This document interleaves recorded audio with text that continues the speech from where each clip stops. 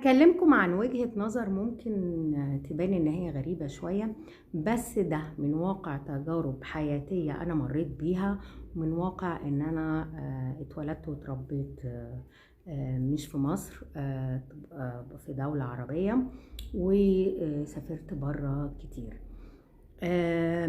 إحنا عندنا مشكلة هنا في مصر، إن أو مشاكل اجتماعية كتير.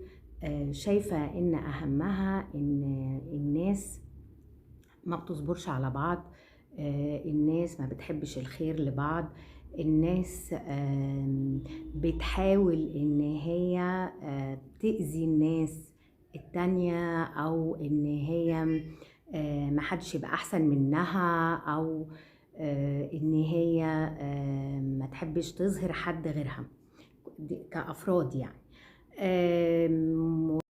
من أهم حاجات برضو اللي أنا لاحظتها إن الناس ما بتنتجش في الشغل الإنتاج اللي المفروض تنتجه، ما بتديش الحاجة حقها، بتزنق نفسها في آخر وقت.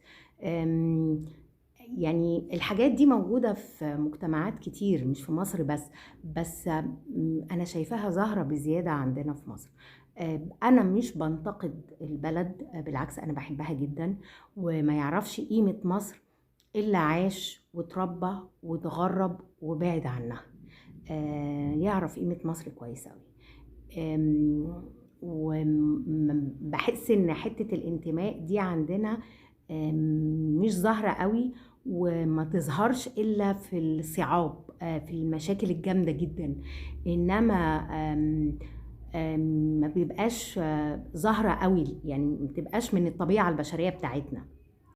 من وجهة نظري إن سبب المشاكل دي أو معظم المشاكل اللي عندنا في المجتمع المصري إن إحنا ما بنربيش ولادنا على مبدأ إن هما يحبوا نفسهم.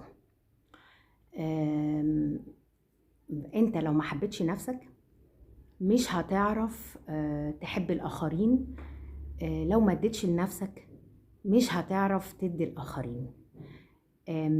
هناك فرق ما بين حب النفس وما بين النرجسية والأنانية، فرق شاسع.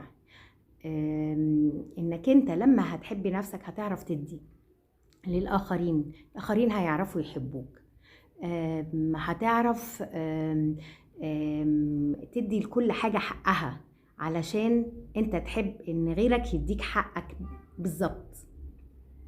فبالتالي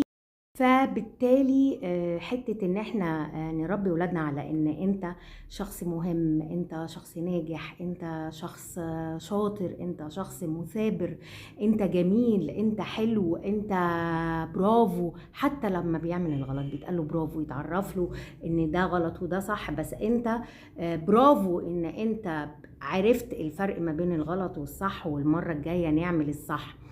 ان انت تحب نفسك، وبالتالي لما هتحب نفسك هتحب ان محدش يعاملك بطريقة مش كويسة، فهتضطر بالتالي ان انت تعامل الاخرين بطريقة كويسة عشان تاخد الكويس برضو وتتعامل بطريقة كويسة.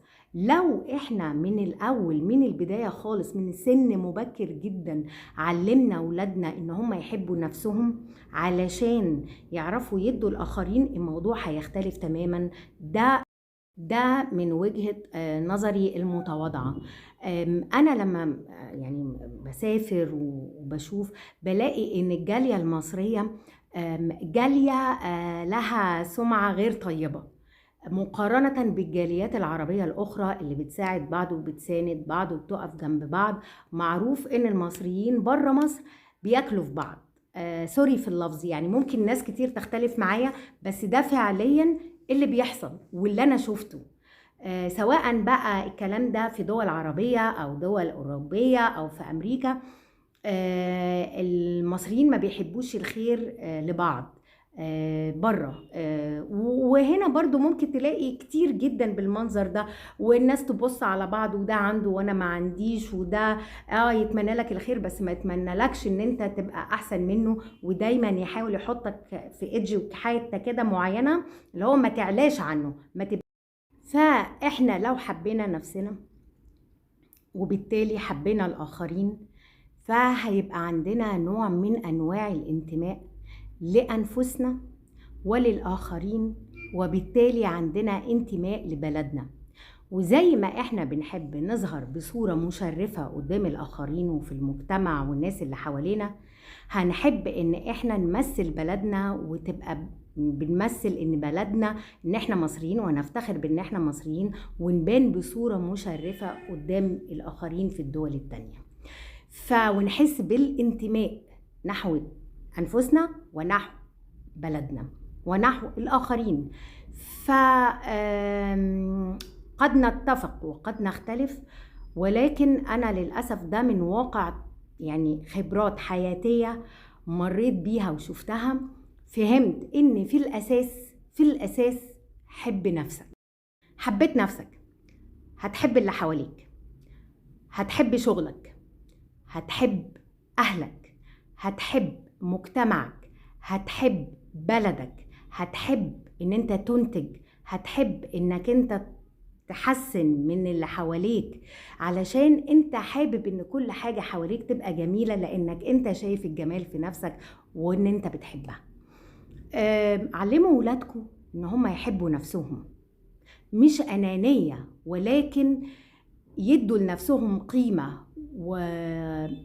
وقامة وكرامة وحب من صغارهم، من وهم صغننين كده علموهم. هيفرق كتير جدا إن في الأجيال اللي طالعة، الأجيال اللي موجودة دلوقتي يعني اللي اتعلم، اللي ما اتعلمش خلاص ممكن يتعلم وممكن خلاص الموضوع عدى، بس اللي جاي أتمنى إنه يتعلم. وشكرا.